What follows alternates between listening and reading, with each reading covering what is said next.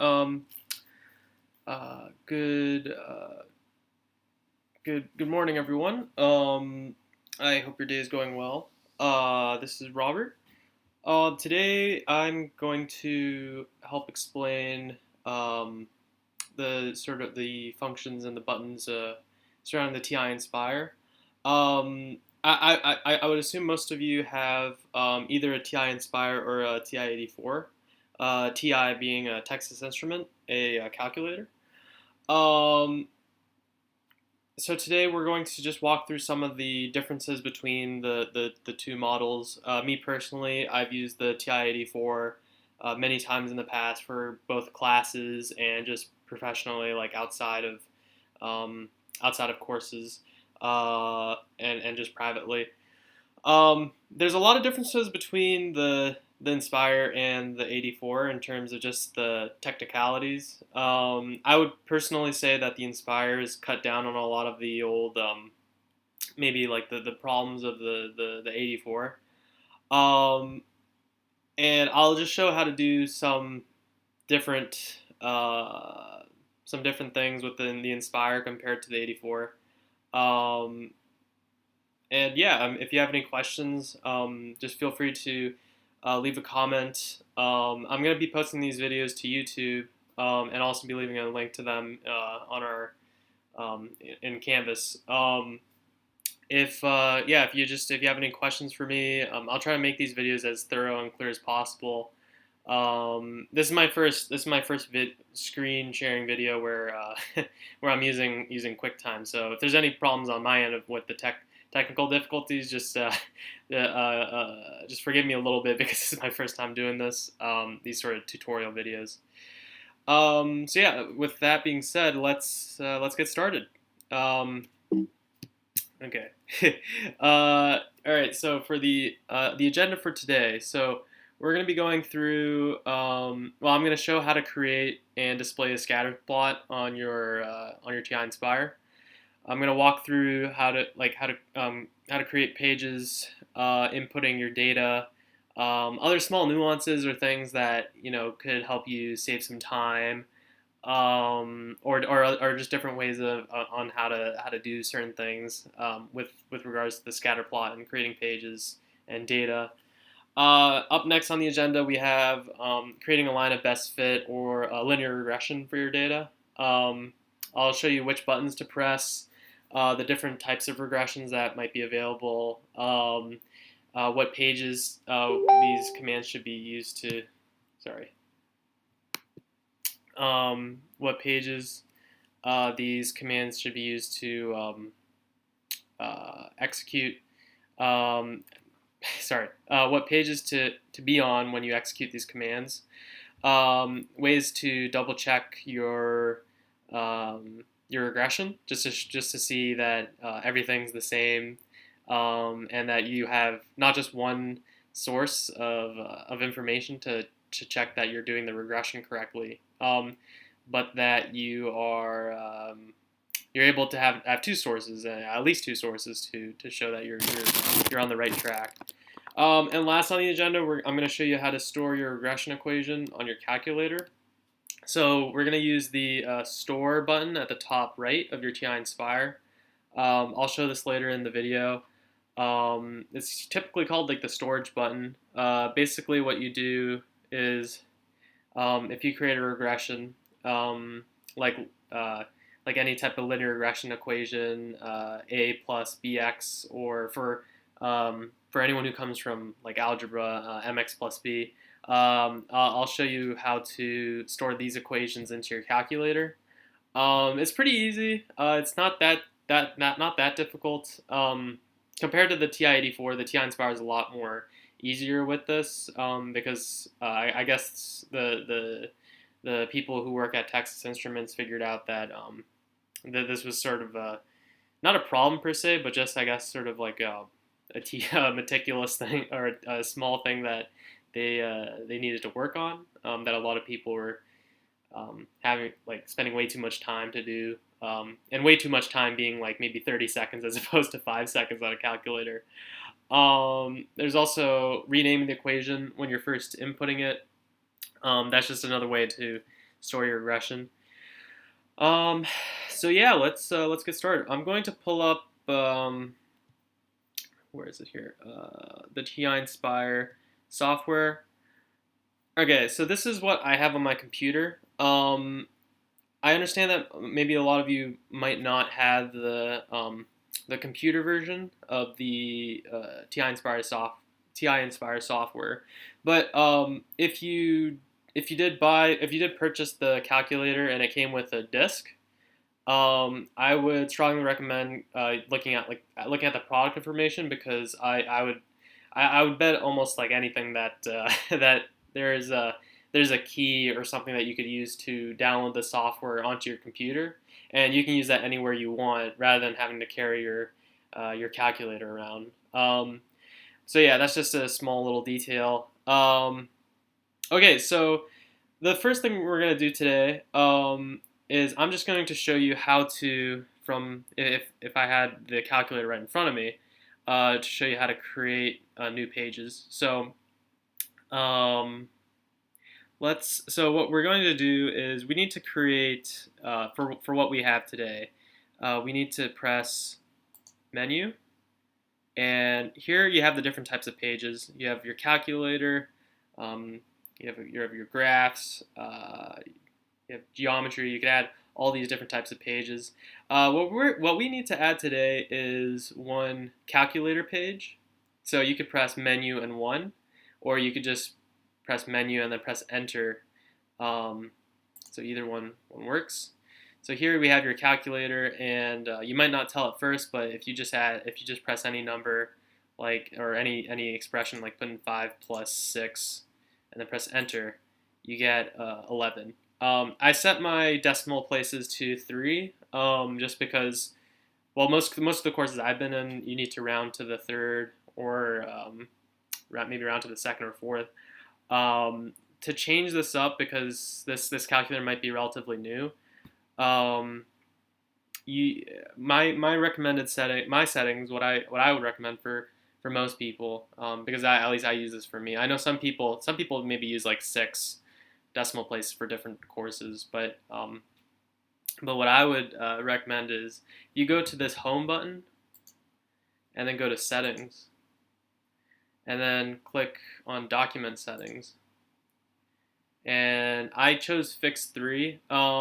Fix 3 and float are similar, except float. So a lot of your calculators might be set to float, float 6 at the beginning. What the difference is fix 3 is if I put in a number like 5.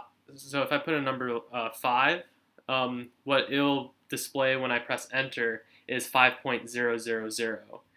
If I was doing fix 0 and I enter it in 5, it would just show 5. If I do float 3 and I enter in 5 and I press enter, it would also give me 5.000. But say I was doing float, just the base float, and I entered 5, it would show me the number 5 point, and just 5 with a decimal point. So it's very similar. It's not that different. I would just recommend fix 3 just for now. That gives you 3 decimal places. And also I would change your calculation mode here. A lot of the times it might come auto. I would recommend changing this to approximate. So that changes things such as, like, if you put in a number like pi or e, then you get an approximate 3.14 or 2.18. I forgot. I forgot what the exponential is. But anyways, going back. So yeah, we need this first page, this calculator. So you could just enter in any set of expressions: 8 minus 4, 5 times 5 times 4. And you have all your buttons here. You have your multiplication, division, add, subtraction. So yeah, this is the first page. Now we have to make 2 more pages. So press Control again and press Dock.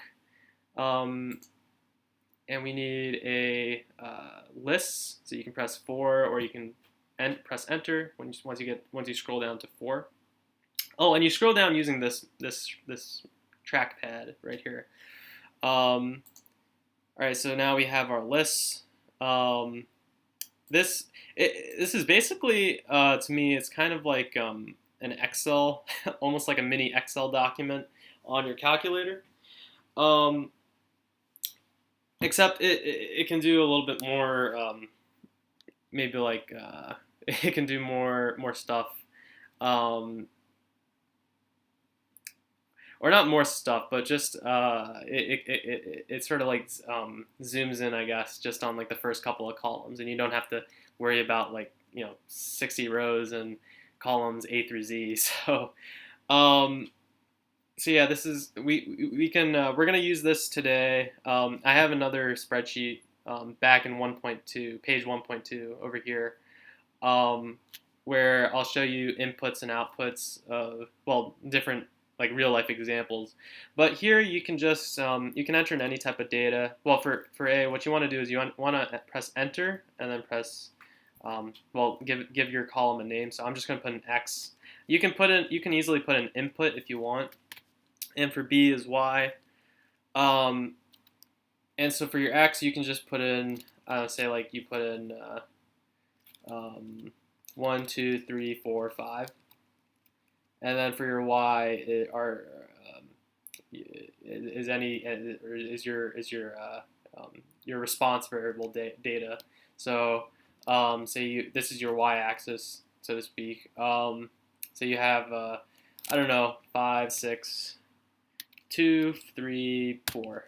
So yeah, so now that you have your data here, I'm a visual learner, and I think most of us are. So what I would recommend now is creating your third page. So if you press Control and Dock again, you need to add data and statistics, data and stats, and what you want to do is you want to click to enter your variables here. So you already have your different pairs of data, your data set right here. So for here, you can, I believe on your calculator, if you have it in front of you, you can press Tab, and either of these will light up, and you can put in either variable. So what we're gonna do is we're gonna put the X variable on the bottom, and we're gonna put the Y variable on top. So this is our scatter plot. And this is just how to, this is how to create your scatter. This is how to create your scatter plot. So that I think covers the first 3 points. Yeah, I think we're good. Yeah. So I without getting too into the weeds, I think this is good for part 1. Now let's move on to the second part. So I'm not gonna use this data because I don't like how this scatter plot's set up. These are kind of bad examples, but one thing you can do. So for me, I created a second problem just for this video, but I had actually entered in some data from my practice, just getting back into this, because I haven't used this calculator in a while, but I still remember like the details. All right, so I have like an example of data here. So I was trying to think of like really good like engaging examples. So I was thinking of this, like let's say we have 2 sets of data. One set, like if it's all together. Say you go to the park every now and then, and you count the number of dogs there are just at play and the number of frisbees that are in the park. So I go to the park one day, I see 4 dogs, and I see 6 frisbees just lying around, or people are playing with them. And then the next day I go, I see 2 dogs at the park and 8 frisbees, and so on and so on. And see on like one of the days I go to the park, there's one dog and there's 10 frisbees. Another day there's 5 dogs and one frisbee. So what you want to do is you want to create your scatter plot again. So in this case, we're going to be using dogs and frisbees. So we have our dogs here, and then frisbees. So yeah, we have like kind of a linear relationship, negative, straight, kind of strongish relationship. Strong being just like how close the points are. I mean, it's like somewhat strong. I'd be more comfortable if there were more points altogether. But yeah, so here's our scatter plot. And I'm going to show you how to create a line of best fit, or another term is a simple linear regression for this data. So what pages to be on to execute these commands? We can do this either from the calculator page, or from here on the stats and statistics, the stats page, the data and stats page. Still having trouble pronouncing statistics. So what we're gonna do is since we're already on the data and stats page, we're gonna press menu. We're going to go to 4 analyze, and we're going to go to 6 regression. And there's 2 options for showing a linear regression. There's mx plus b and there's a plus bx. I'm not going to go into it too much right now, but the reason why you have a plus bx versus mx plus b is a plus bx is more of like the stats world version of linear regression, and mx plus b is more of like the pure like algebra math world. And if you're ever in statistics or probability courses, you'll know that b is short for it's short for beta. That's why b is there instead of m. So we're gonna go with a plus bx. All right, now once you plot it, so this is your line of best fit, your simple linear regression. What this line is essentially, or just conceptually, it's the line that you can draw between all these different points that is closest to every one of them. See, this line doesn't pass through every point clearly like these points right here, but it's the closest it can be to every point there is. So what we have here is y equals 11.6 plus minus 2 times x.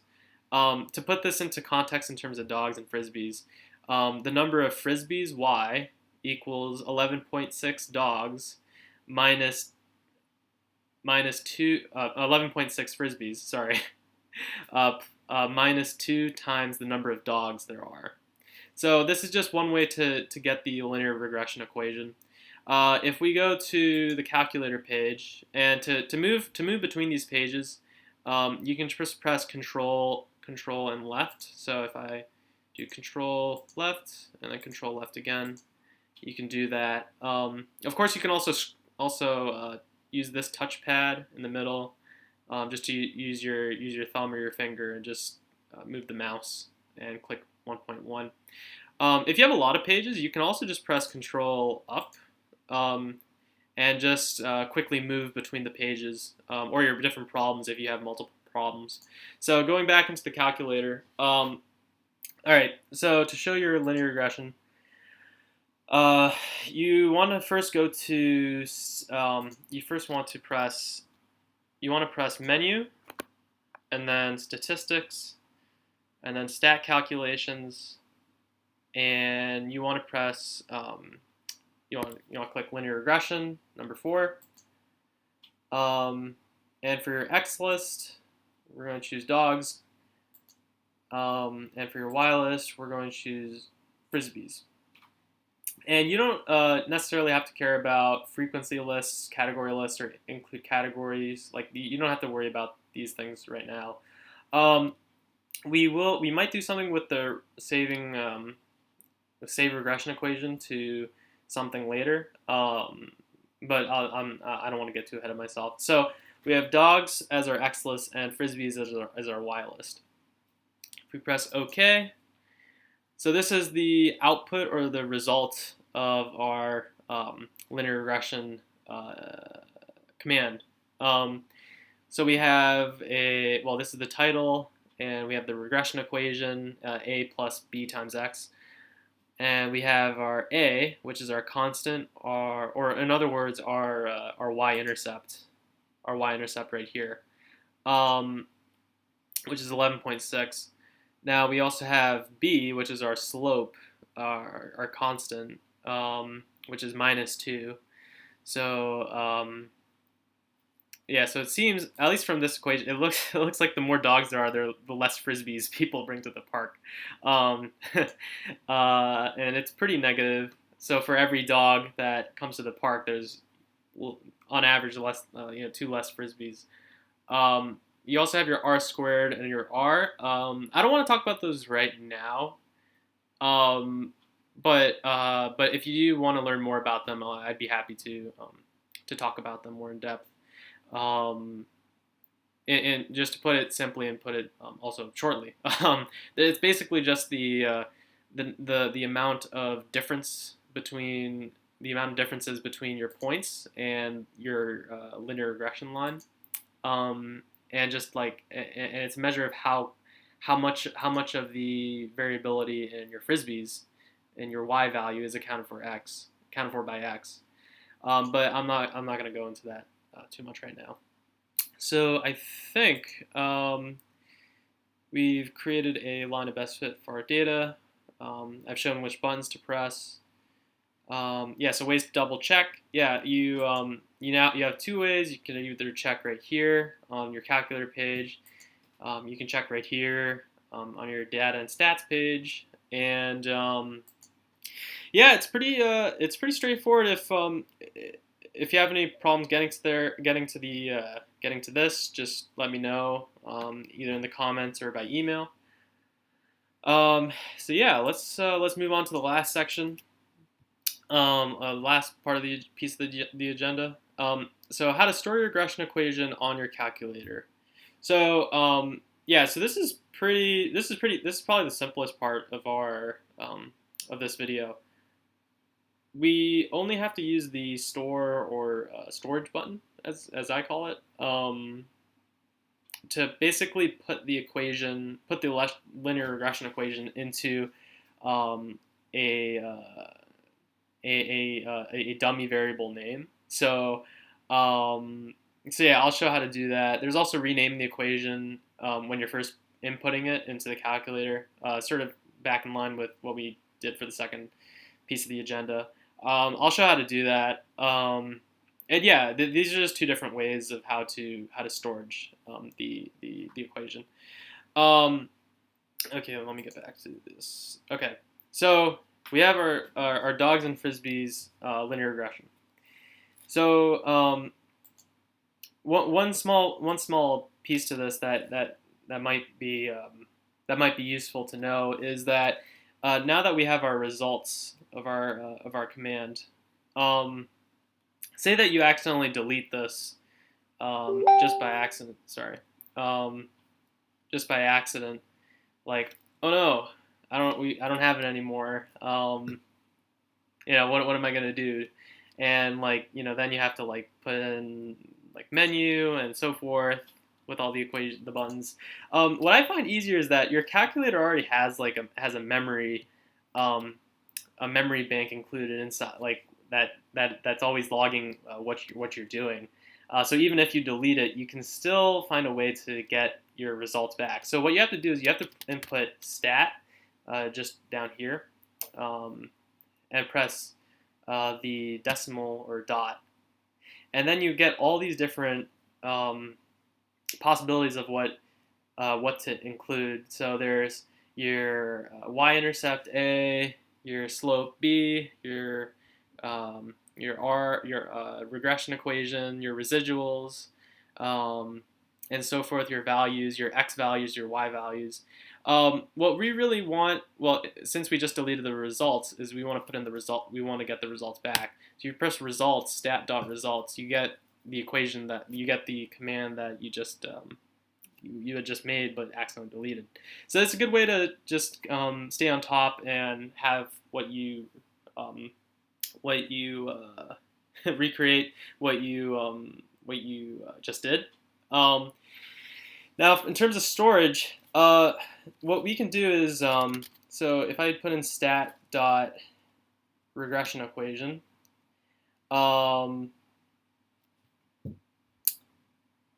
say I put in,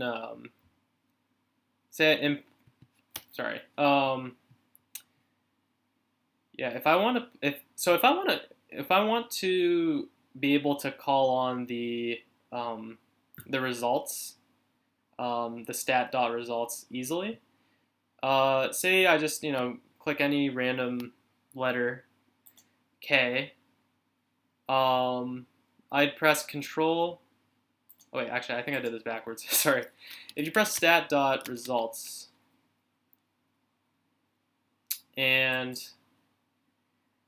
press Control var. The control button makes this the storage button. You have this arrow here, and say I want to name storage this information into just the letter K, the dummy variable K.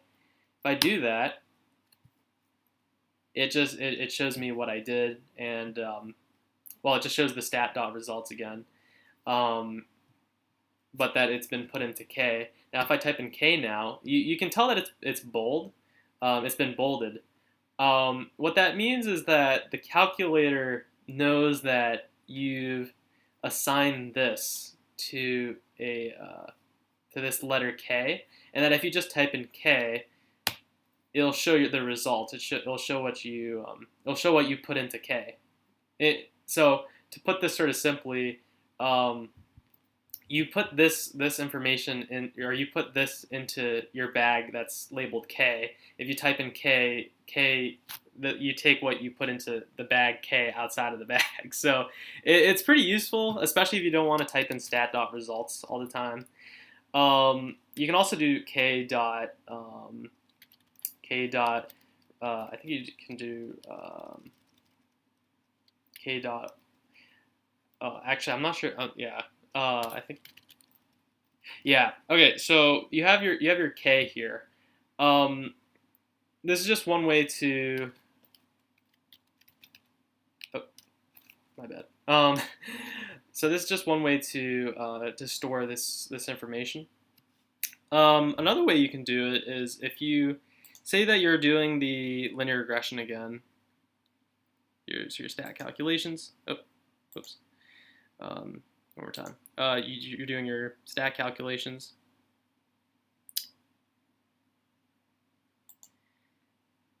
And you're doing dogs and frisbees.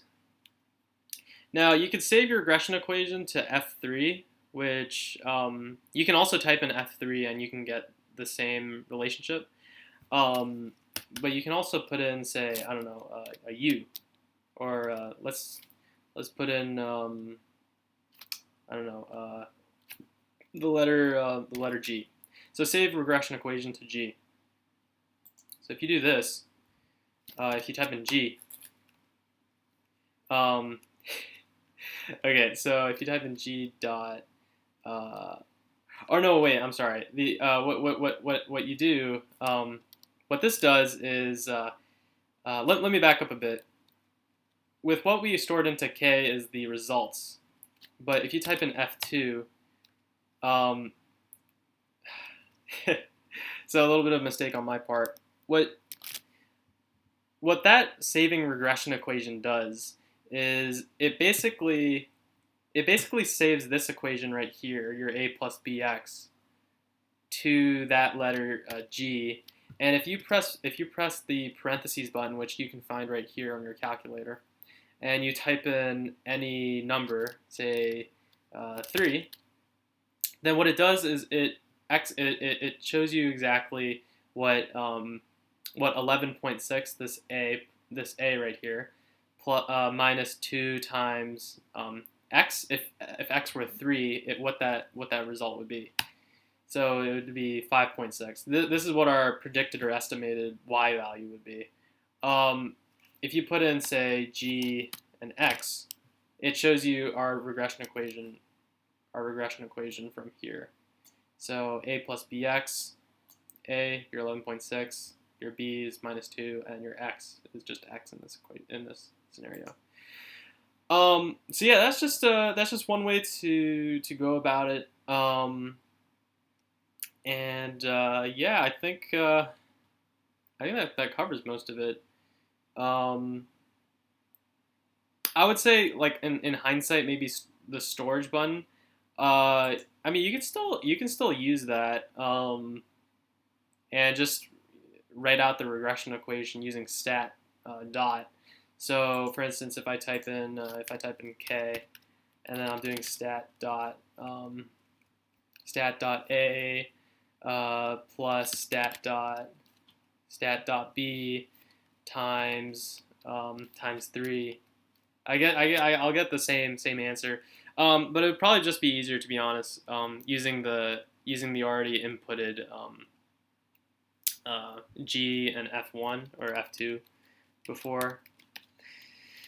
G of 3. If I put in G of 4, I get different values, and yeah, so the difference is minus 2, which our slope indicates, because it's minus 2. If you want to get rid of all your, like, if you just want to type G and not get this argument error, and you just want to get G, or what I'm saying simply is, if you want to refresh your libraries and just make it so that you can use your letters again, what you want to do is you want to press menu.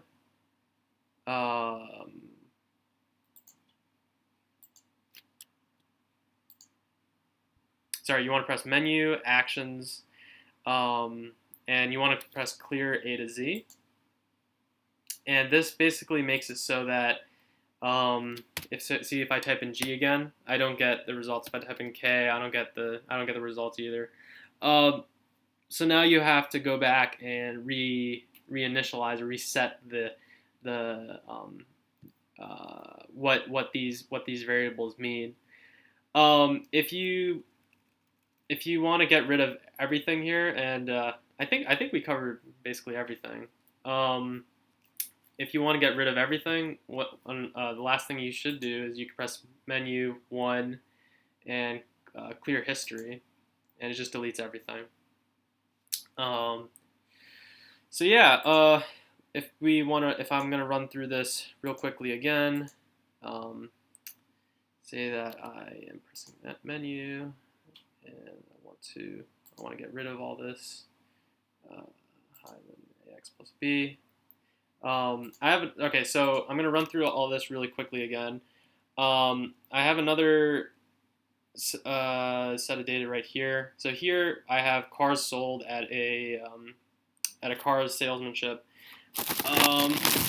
So cars sold is our input value, and sales is the revenue in thousands of dollars. So on one day, 4 cars were sold and $200,000 were made.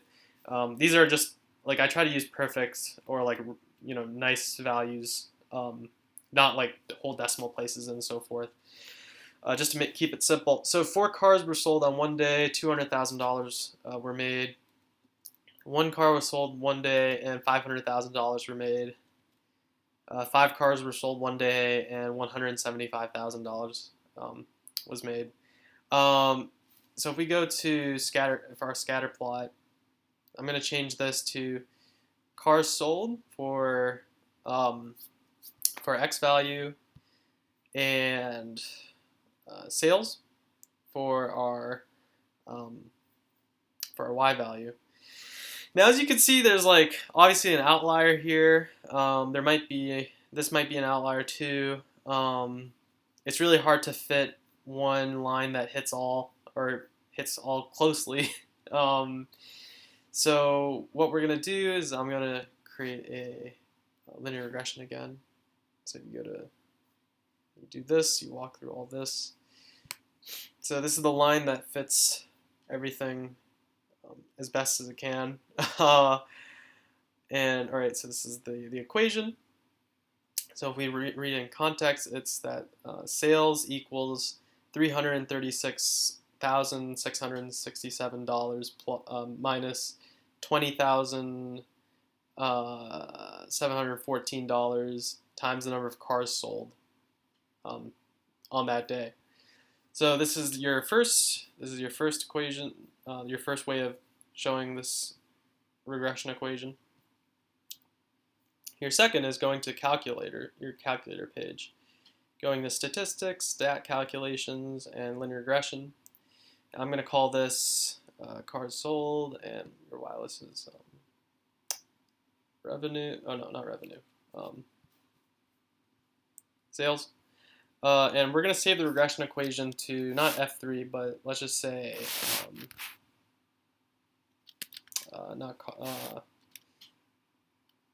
let's just say Y. Yeah. So if I press this, I get this, the results.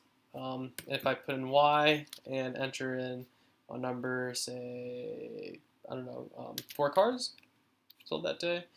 So approximately on average $253,810 will be made in sales. And if I want to store these results, let's say stat.results, and press Control var, and I'm going to store this in just the letter I. And if I press I get the results again. So I think that sort of wraps it up. I can't think of anything more that we need from this. And yeah, I think we completed the agenda for today. Thank you for watching. If you have any questions or comments, please feel free to leave them in the comment section or comment on the Canvas. I'm not sure if Canvas has a place for comments or questions. You can always email me, of course. And yeah, thank you again for watching, and have yourself a wonderful day. Thank you.